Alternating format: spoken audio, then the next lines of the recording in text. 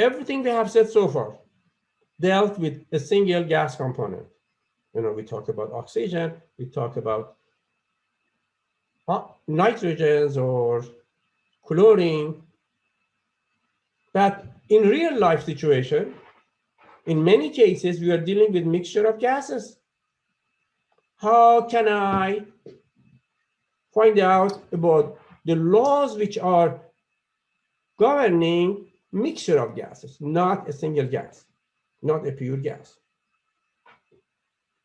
So for example, you are breathing air, and air is a mixture of gases. 78% nitrogen, 21% oxygen, carbon dioxide, water adding to 1% in the air. So what is the relationship between pressure, volume, number of moles, temperature of mixture of gases? That's what we want to study at this point. So if I go to this slide, Dalton was the scientist who studied behavior of mixture of gases. And he came up with a very simple conclusion that we can all relate to. Guys, suppose you have $2 in one pocket and $4 in another pocket. Can I say you have a total of $6? By the same token, Dalton says if you have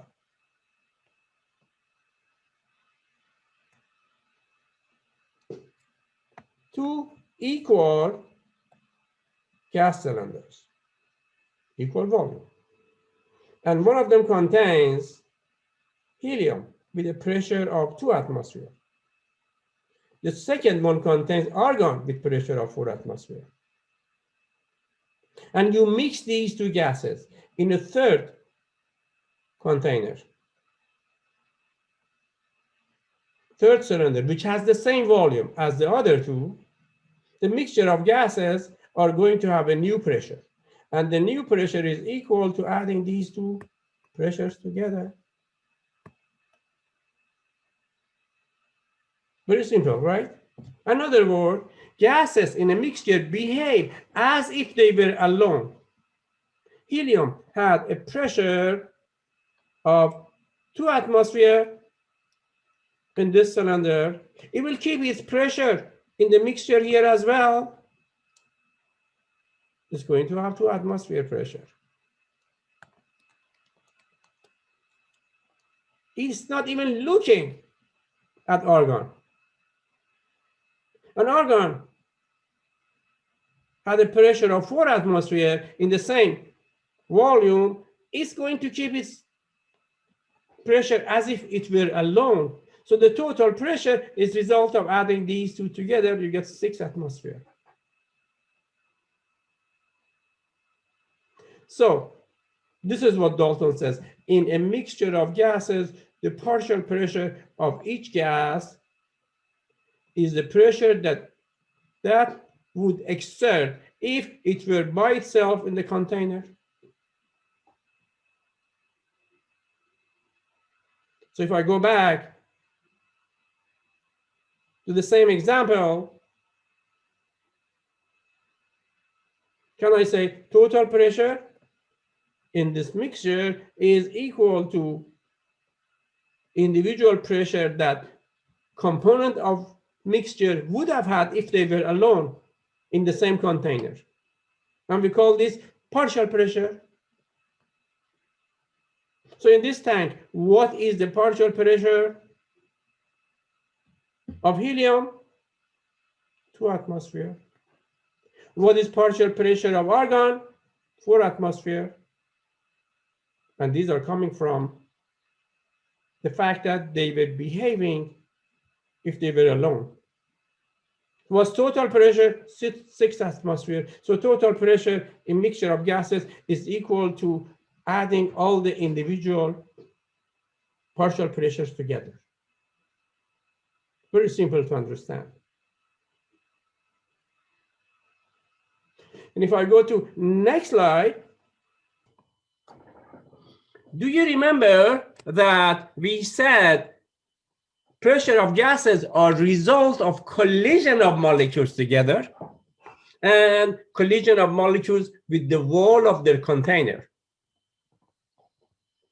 So the nature of gas doesn't matter. It doesn't matter whether it's helium, argon, oxygen, nitrogen. Excuse me. What determines the pressure depends on the number of particles. The more particles you have, the more collision, the more pressure. So the type of gas doesn't matter. Number of particles affect the pressure of a gas, whether the gas is alone or in a mixture. So if I go to next slide, do you remember we had this experimental fact that under standard temperature and pressure, every mole of a gas has a volume of 22.4 liters. So you see here, I have pure nitrogen, 1 mole of pure nitrogen, and the standard temperature and pressure has a volume of 22.4 liters. And if I mix oxygen and helium, totally different gases, as long as total number of particles are 1 mole, and the standard temperature and pressure, the volume is going to be 22.4 liters. Do you remember what standard temperature and pressures were? The standard temperature, we said it's 0 degrees of Celsius, so 273 K. And the standard pressure was 1 atmosphere. So do you see we have a pressure of 1 atmosphere? We say at a temperature of 273, if we have enough oxygen, helium, and argon, where total number is equal to 1 mole, the volume is going to stay 22.4 liters. So when we are dealing with mixture of gases, the nature of gases do not matter, number of particles matter. And you know, when we talk about 1 mole have fixed particle. How many particles in 1 mole? Anybody? How many particles in 1 mole of a gas? How many units in 1 mole? Anybody? How many units in 1 mole? 6.22 times 10 to the Good job, Victoria. Yes, Avogadro number of units in 1 mole, 6.022 times 10 to the power of 23 of molecules make 1 mole. So number of moles are the same, number of particles are the same. So if I go to next slide, guys, would you go ahead and see if you can do this one? So we have a mixture of oxygen and helium.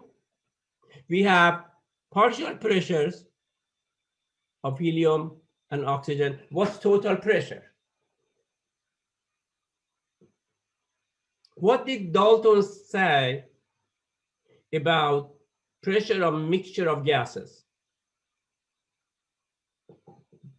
Did it say, excuse me, total pressure is result of adding individual partial pressures? So do I have pressure of oxygen? 0.450. Do I have pressure of helium? 855 millimeter of mercury. And this was 0.450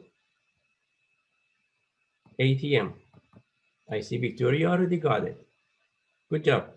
So what is the key in this, Victoria? What is the key? What should you do? Convert the 855 millimeters of Excellent. mercury to atmospheres. Yes, one is a millimeter of mercury, the other one is ATM. If you want to add this together, they must be the same unit. So problem is asking you total pressure in millimeter of mercury. So that means I have to convert ATM into millimeter of mercury. Then I can add these two pressures together to get the total pressure. I can add these two together to get total pressure. Guys, what is relationship between atmosphere and millimeter of mercury? Another word, I have 0.450 atmosphere. And I want to cancel atmosphere. I write that on the bottom. I'm converting into millimeter of mercury. I write that on the top. And what is the relationship between top and bottom? It's in your book. It's also on your exam table. So you don't have to memorize. What does the exam table say about millimeter of mercury and atmosphere? 1 ATM is how many millimeter of mercury? Anybody help me? Isn't it 760? Yes, thank you, Victoria. So this conversion factor is suggesting take 0.450 multiplied by 760, ATM is gone. You have the unit in millimeter of mercury. And if I go to next slide, this is how we do it. So 0.450 atmosphere is 342 millimeter of mercury. So now I have pressure of oxygen and helium, both of them in millimeter of mercury. All I have to do to calculate total pressure is to add partial pressures of the mixture together.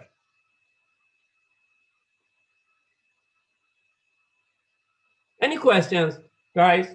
Does this make sense? Don't hesitate to stop me and ask a question. So you have to convert and make sure that you have the same units before you can add together, correct? That's correct, yes. That's correct. In this case, you could have done other conversions, but problem is asking you give the total pressure in millimeter of mercury. That's why we converted atmosphere into millimeter of mercury. To respond to the question, whatever question is asking. So how do you know? You just know to add these because they're just existing within each other inside the scuba tank. They're not being multiplied against one another, correct? Right. See, if I go back to Dalton's law, it says total pressure in a mixture of gases is result of adding individual pressure of the component of the mixture. This is called partial pressure.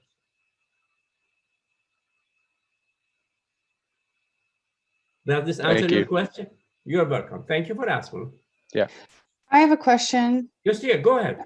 Where did that 760 come from? I'm not seeing anything like that on the, oh, I see it right in front of my face on the table 8.2. Okay. It's on your exam table. It's also in the book. Anybody has the page number of the book, which gives you relationship between atmosphere and millimeter of mercury? Yeah, it's in the book and you have it on your exam. Thank you for asking. Thank you. Is this Danielle? That was Kiri. That was, I'm sorry? Kiri, it's me, Kiri. Oh, good to see you, me. Likewise. Thank you. So guys, now